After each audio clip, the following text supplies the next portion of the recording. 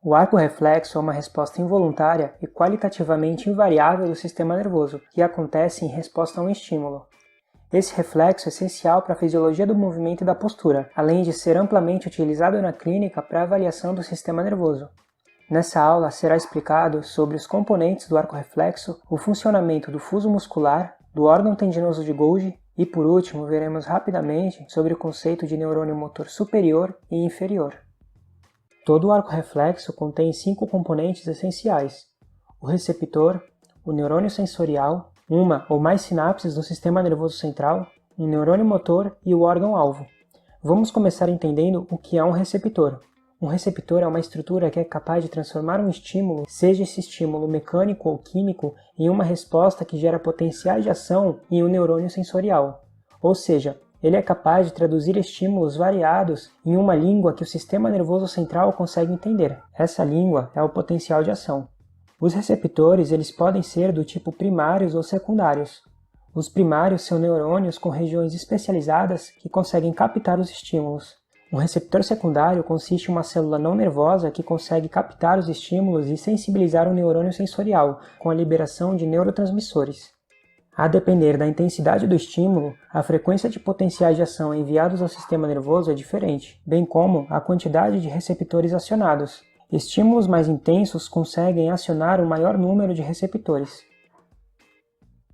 O neurônio sensorial, que é o segundo componente, é responsável por levar a informação que foi traduzida do receptor até o sistema nervoso central. Eles chegam na medula espinhal por meio das raízes dorsais. O terceiro componente é a sinapse lá no sistema nervoso, que na maioria das vezes não ocorre apenas uma sinapse, mas sim ocorrem múltiplas sinapses. Nesses casos, existe um neurônio que fica interposto entre o neurônio sensorial e o neurônio motor. Esses são os conhecidos como interneurônios. Eles podem ser considerados parte do terceiro componente. O neurônio motor ele sai da medula espinhal através da raiz ventral e tem a função de pegar o potencial de ação que foi gerado no sistema nervoso central e levar até o órgão-alvo. E por fim, o órgão-alvo é o último componente e muitas vezes é quem causou o reflexo. Esse órgão efetor pode ser um músculo esquelético, um músculo liso ou até mesmo uma glândula salivar. Quanto ao arco reflexo, existem dois tipos, os segmentares e os intersegmentares. Os segmentares são aqueles que passam por apenas um pequeno número de segmentos no sistema nervoso central. Por outro lado, os intersegmentares são aqueles que passam por diversos segmentos no sistema nervoso central. Os reflexos são amplamente utilizados na clínica para realizar o exame físico, por exemplo, o reflexo pupilar à luz, os reflexos flexores e muitos outros. Se algum componente do arco reflexo falhar, a resposta pode ser alterada, ou até mesmo não funcionar. Agora que vimos os componentes de um arco reflexo, vamos entender como o sistema nervoso consegue monitorar o estiramento dos músculos. Isso é essencial para que o movimento corporal seja coordenado.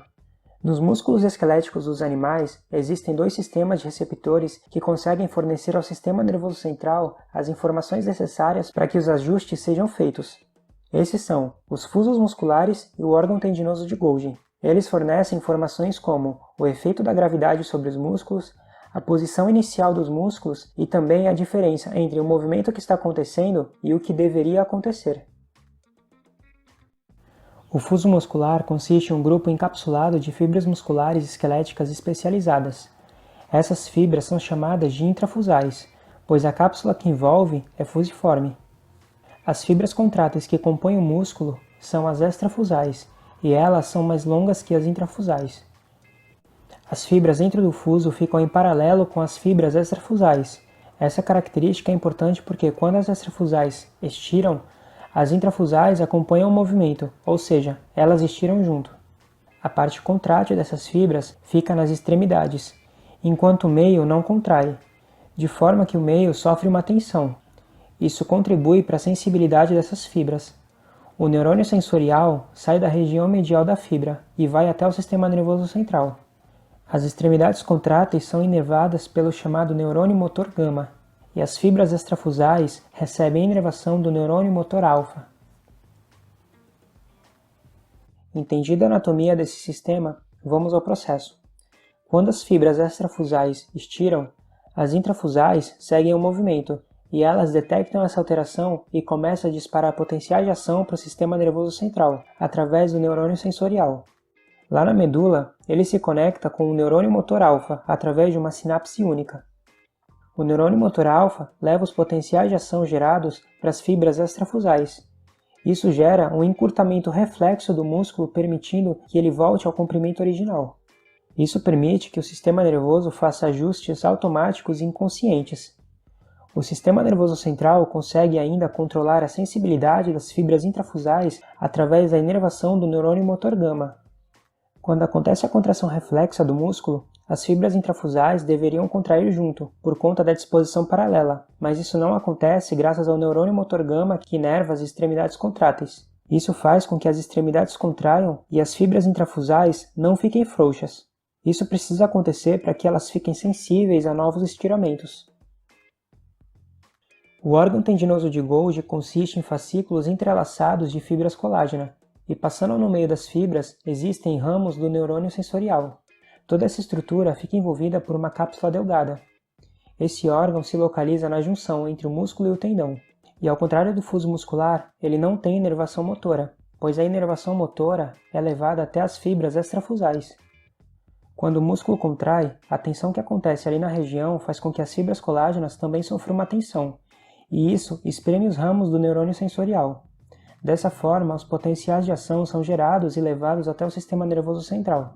Ao contrário dos neurônios sensoriais do fuso, eles ativam interneurônios inibitórios, e então o neurônio motor alfa leva essa informação até as fibras extrafusais.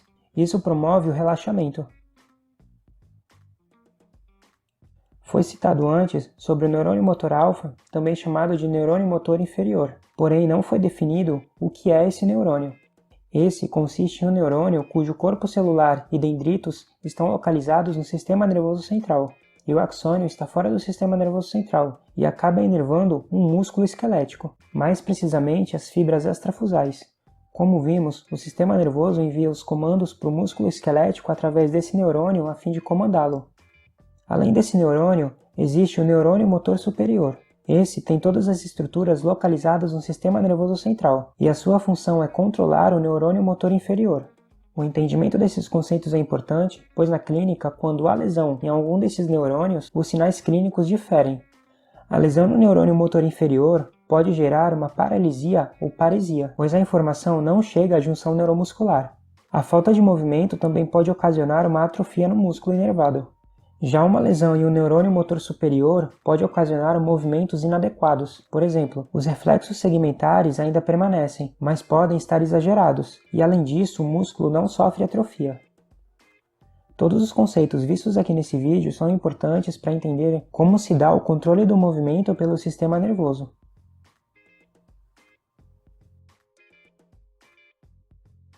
É isso aí, pessoal. Essa foi a aula de hoje. Espero que tenha ajudado. Se esse vídeo te ajudou, deixa o like. Valeu!